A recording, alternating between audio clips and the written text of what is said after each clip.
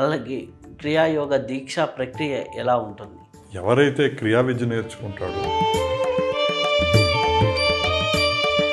దీంతో ఎటువంటి వ్యాపారాలు చేసేది క్రియ కాదు. నువ్వు ఒక క్రియాయోగ్గా మాడినప్పుడు, ఒక క్రియా ఆచార్యగా మాడినప్పుడు, ఒక క్రియను నేర్పుతున్నప్పుడు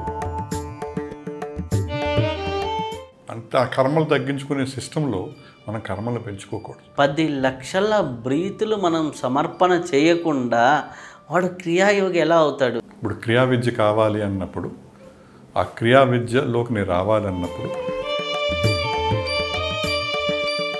అంటే ఫస్ట్ మనకి ప్రవేశం జరగాలి అంటే